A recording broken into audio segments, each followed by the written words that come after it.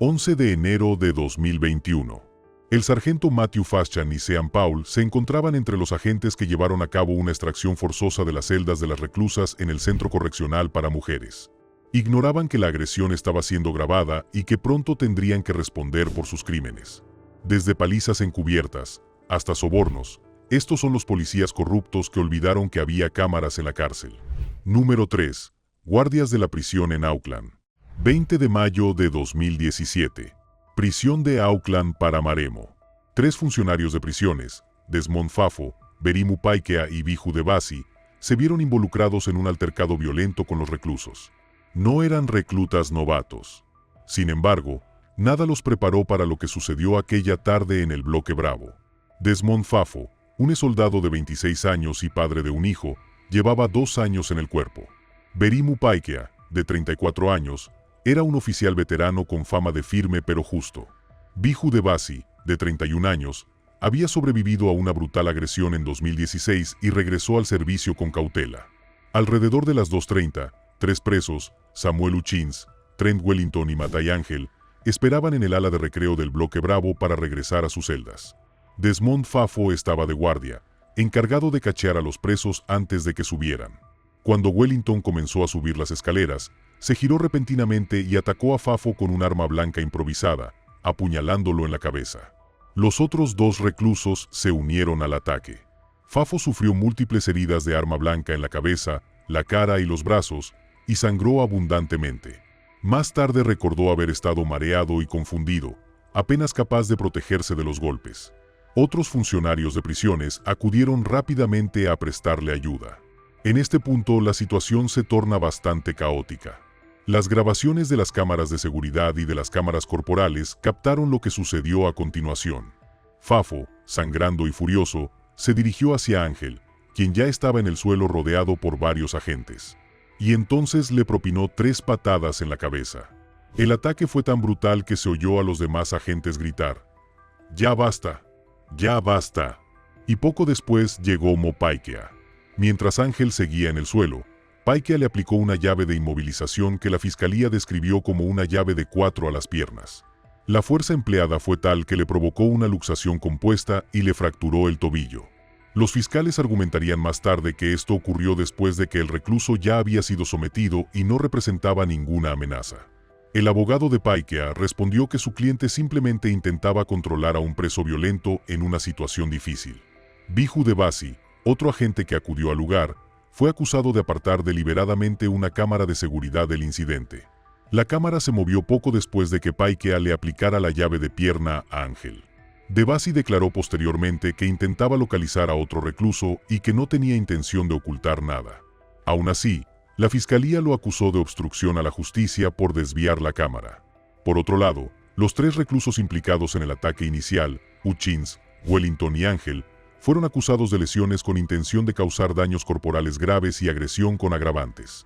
Todos se declararon culpables y posteriormente fueron sentenciados. Curiosamente, más tarde se confirmó que Hutchins y Wellington eran miembros de la banda Killer B Street Gang. También se reveló que Ángel estaba asociado con ellos. Tras el incidente, Fafo, Paikea y Debasi fueron suspendidos de sus funciones tras ser acusados de varios delitos.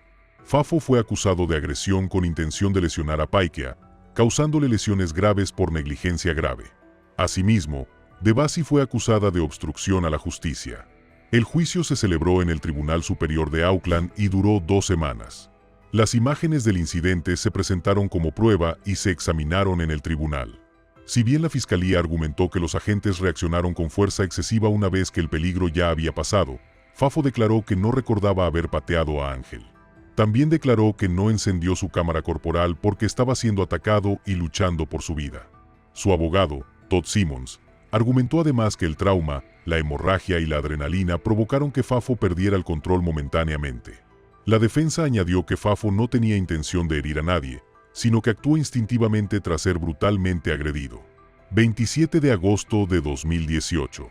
Una sala repleta permaneció en silencio mientras el jurado emitía su veredicto. Finalmente, los 3 funcionarios de prisiones fueron declarados inocentes. Ahora bien, puede que hayan sido absueltos, pero la reacción pública fue muy dispar. Muchos se indignaron al ver las imágenes, que mostraban a un preso inmovilizado recibiendo una patada en la cabeza y a otro con una pierna rota. Los críticos afirmaron que los guardias habían reaccionado de forma desproporcionada y habían usado una fuerza excesiva, sobre todo teniendo en cuenta la cantidad de agentes presentes y que las presas ya no se resistían.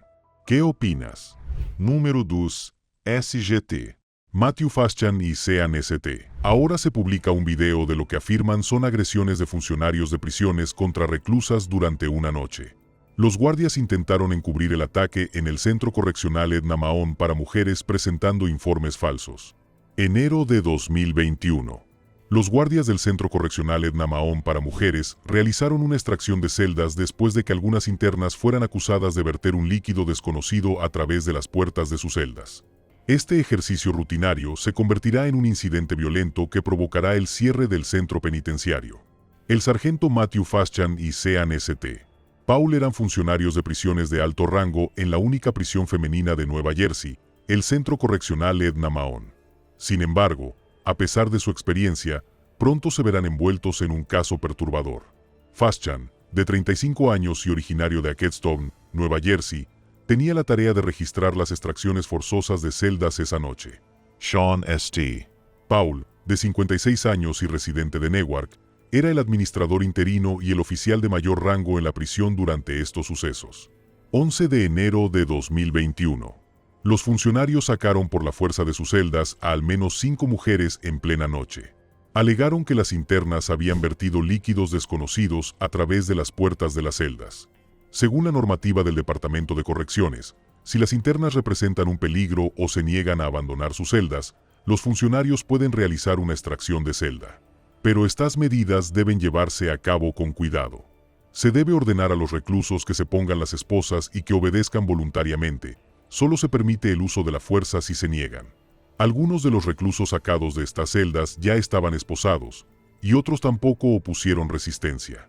Sin embargo, los agentes irrumpieron con equipo antidisturbios, utilizando gas pimienta, escudos, puños y botas.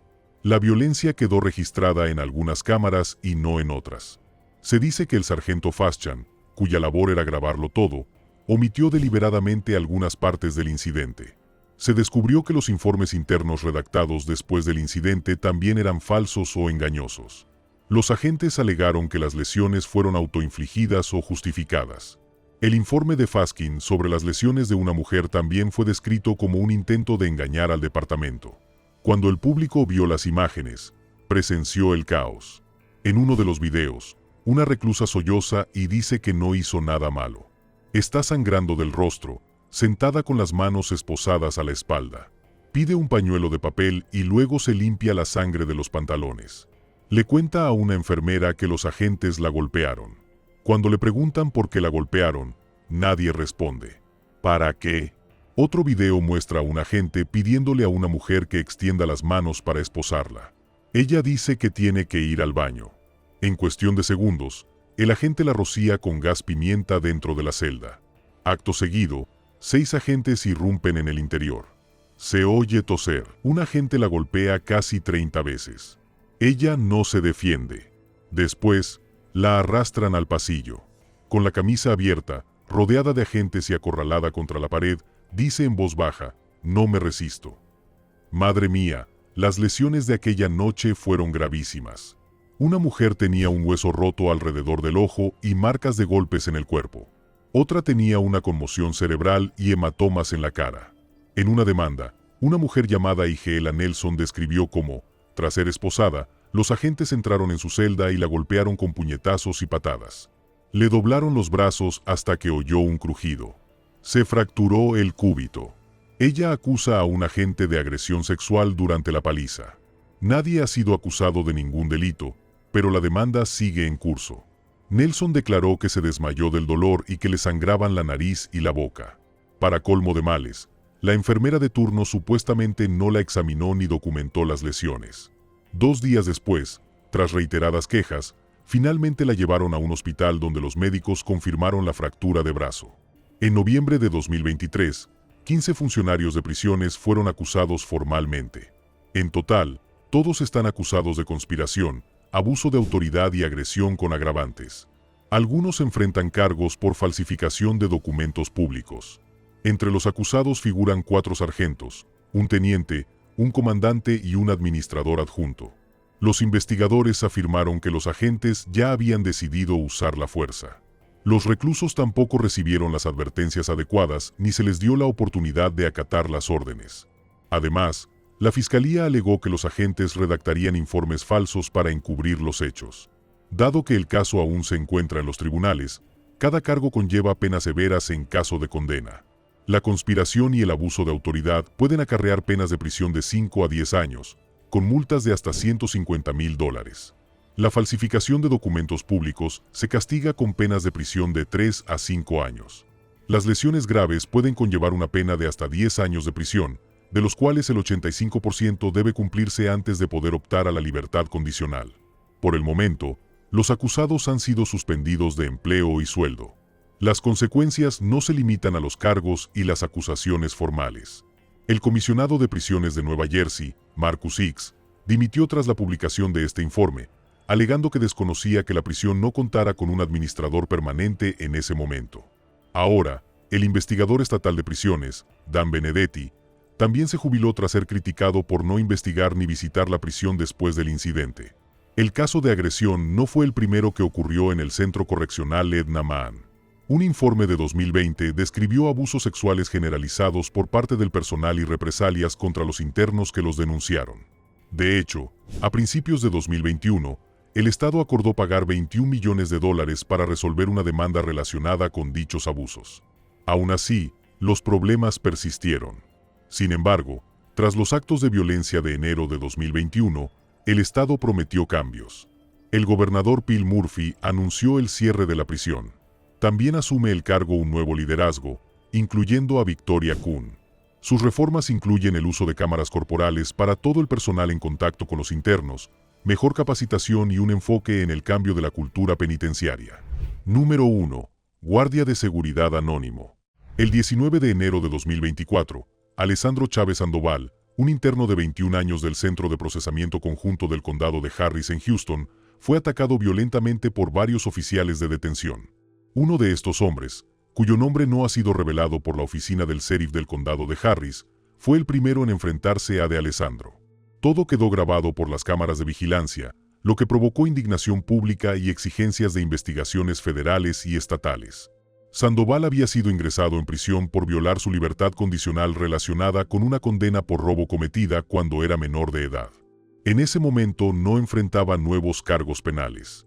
Según su abogado, Randall Callinan, de Alessandro llamó la atención del oficial al reírse y hablar durante el pase de lista. Tras un breve intercambio de palabras, el oficial le ordenó que se apartara. Cuando el recluso pregunta por qué, el agente lo agarra por la chaqueta y comienza a golpearlo en la cara en cuestión de segundos. Las cámaras de vigilancia muestran al agente golpeando a de Alessandro al menos 6 veces antes de que el recluso reaccione defendiéndose. La situación se agrava cuando más agentes penitenciarios se unen al ataque. En el video se observa a otros 2 agentes golpeando a de Alessandro. Un grupo de guardias se abalanzó sobre él y lo tiró al suelo. El procedimiento correcto habría sido reducirlo y esposarlo. Continuaron usando la fuerza incluso después de que ya lo habían inmovilizado. La paliza le provocó varias lesiones. Los informes médicos mostraron hinchazón en la cara y la nariz, sangrado por las fosas nasales y un traumatismo craneoencefálico. Fue atendido por personal médico y posteriormente ingresado en una celda. A pesar de la gravedad de sus lesiones, ninguno de los agentes requirió hospitalización. La oficina del sheriff confirmó que el guardia que inició el altercado seguía trabajando y no reveló su nombre. Tras este incidente, de Alessandro fue acusado de agresión a un funcionario público. Sin embargo, el 22 de enero de 2024, se retiraron los cargos por falta de pruebas de culpabilidad. La Fiscalía del Condado de Harris alegó falta de pruebas que sustentaran la acusación en su contra. Mientras tanto, de Alessandro permanece detenido por violar su libertad condicional.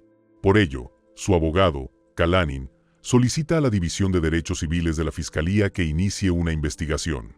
Asimismo, pide a los Rangers de Texas y al FBI que revisen el caso como una posible violación de derechos civiles. Callinan señala el video como prueba irrefutable de que de Alessandro no fue el agresor y actuó únicamente en defensa propia. Subrayó que, según la ley, nadie está obligado a aceptar una paliza sin defenderse. La madre de Alessandro, Angelina, exigirá justicia. Describió las imágenes como desgarradoras y dijo que ningún padre debería presenciar jamás cómo golpean a su hijo de esa manera. Le suplicó al sheriff que revisara el video personalmente y tomara las medidas pertinentes. Su hijo le contó que lo habían golpeado en la cara y que, como consecuencia, le sangraba la nariz. A pesar de las numerosas peticiones de que se investigue el caso, la oficina del sheriff declaró que todos los incidentes de uso de la fuerza se revisan internamente. No se ha realizado ninguna investigación externa al respecto. Además, no se han presentado cargos contra ningún agente involucrado. La oficina del sheriff también mencionó que Alessandro no había presentado una denuncia formal. Añadieron que se le brindó atención médica y que el agente involucrado no fue suspendido ni sancionado en ese momento. Este altercado se produjo pocos días después de otra rueda de prensa donde familiares de 27 detenidos que fueron golpeados o asesinados bajo custodia en la cárcel del condado de Harris se reunieron para exigir reformas. El abogado Kalanin argumentó que la cárcel del condado de Harris tiene un historial conocido de violencia. También afirmó que el caso de Alessandro no es aislado y refleja problemas más profundos. Los sucesos que rodearon la paliza que recibió este hombre han atraído la atención tanto a nivel local como nacional. La publicación del video muestra lo que muchos defensores de los derechos civiles consideran un claro abuso de autoridad dentro del sistema penitenciario. Hasta el momento, Alessandro permanece detenido en la cárcel del condado de Harris. No se ha tomado ninguna medida contra ningún agente. La oficina del sheriff no ha respondido a las solicitudes posteriores. Mientras tanto, la presión sigue aumentando por parte de defensores legales, miembros de la comunidad y organizaciones nacionales que exigen transparencia y plena rendición de cuentas sobre el trato que el personal penitenciario da a los reclusos.